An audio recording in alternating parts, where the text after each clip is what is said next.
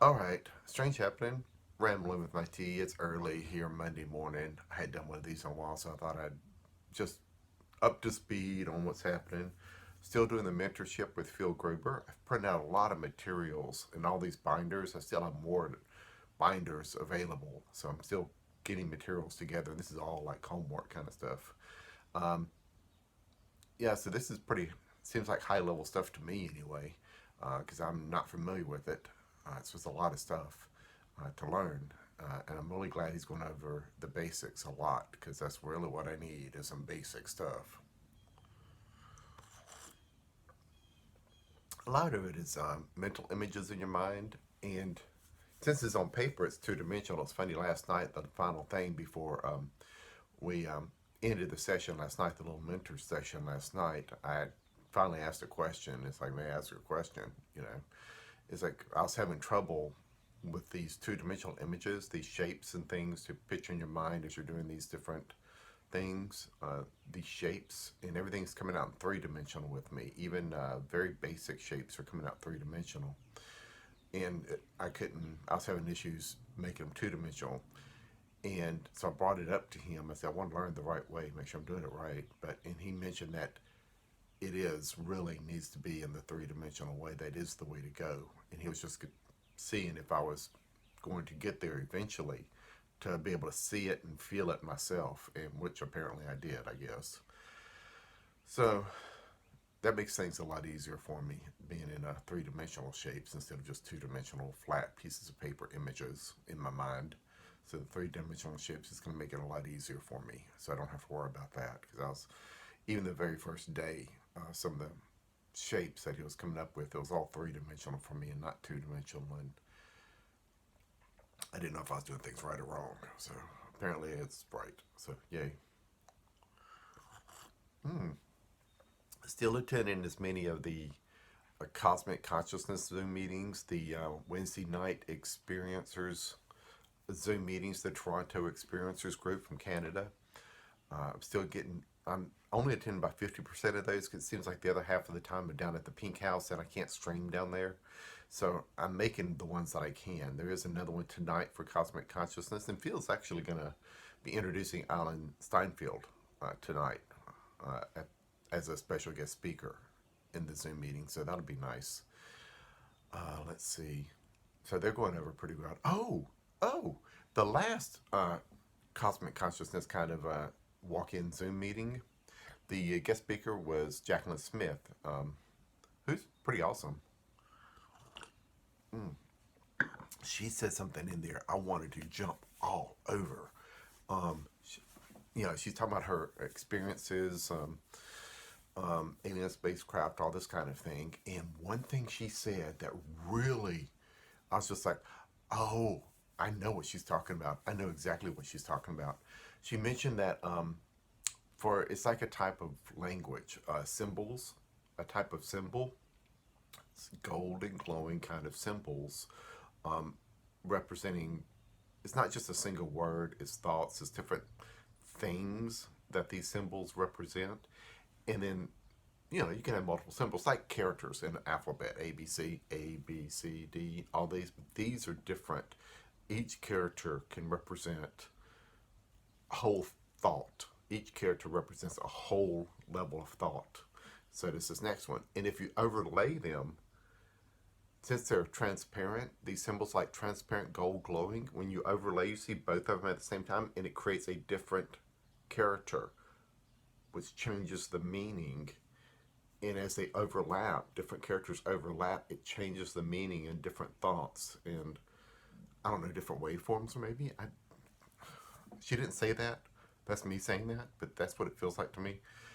And the reason that really came up, these characters that represent entire thoughts, entire things, and when they overlap, they change the meaning to something even bigger. The reason that really caught my attention goes back to my Strange Happening number one, all the way back to Strange Happening number one. When I talked about seeing what I could only describe as a little kid as a book, and it had these letters on the pages, and the pages seemed to turn. I don't know if I put it in there. I hadn't reviewed it that one in a while. That was a while back. That was It's a while back, Strange Happening #1. But the characters on the pages were transparent. The characters were gold, the letters were gold glowing characters. The words were gold glowing characters, layered. And when the transparent page flipped onto the next page, it overlaid it, and those gold glowing characters changed their meaning when it merged with the other one below it. So when this character came on top of it, it merged and changed the meaning. Does that make sense? And when she said that, I instantly was like, oh, I know exactly what she's talking about. I remember that. I know exactly what she's talking about with those gold characters that represent. I think in that one I may said the words represent a period of time. You could look at a word in because it was these multiple characters, and those multiple characters created hundreds of thousands of years, and all the images and pictures in your mind of like the dinosaurs, whole period of history was there in that one word because of the multiple characters. And when the other characters symbols merged on top of those, it created a whole new image, a whole new not word, but because these aren't words, it's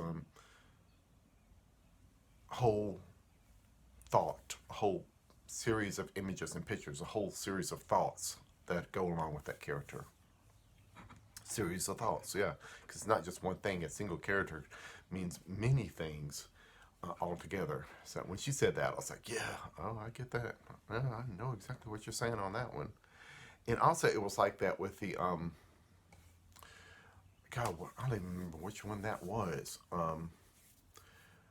It was after I learned to forgive everyone for everything, cross time, and those two sets of entities were in the bedroom. And I mentioned for the positive side later, it was like I was laying there, and it was sheets of transparent glass going over me. And what it was like was, here I am laying here, and then sheets of transparent glass, one going clockwise, and then the outer layer going counterclockwise, something like that. One's clockwise, one's counterclockwise.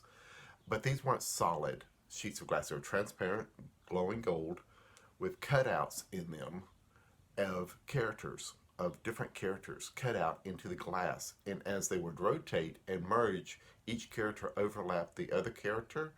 And it was like a different word, a different thought, a different waveform almost being created as it turned. So these multiple waveforms were being created going into my body. And I was warming up and feeling really nice, But so the transparent glass with these carved out characters in it, as they overlapped each character, and it changed the meaning as it was going around and they were rotating around. I don't know how you would do that. Rotating around, the characters overlapping the characters changed the meaning and the waveform. So when she said that, I was like, yeah, I get that. I know what she's talking about. I don't have all the other memories like she might have, but that one is like, yeah. Yeah, a lot of these people, I guess a lot of them have gone into some kind of hypnosis regression to bring out some of these memories that they may have forgotten. I don't think I could ever do that. I don't think I could ever go into hypnosis. I've always avoided that. Anytime you see at college or dance like a chicken kind of things, I never could do that. That's just a little scary to me. It's like I don't. And now I've read so much and have learned so much more about all this kind of stuff. It seems like it'd be easy to implant false memories in my head, that somebody could implant false memories, and I don't want that done. And so if something did come out along these other lines through a hypnotic regression or whatever, if I ever went and did that, I would never be able to fully trust that it was real because I've read so much more now, and it might just be something I made up in my own head. So I don't know that I could trust it anymore if I did it now. So I don't know. Anyway, rambling with my tea early Monday morning.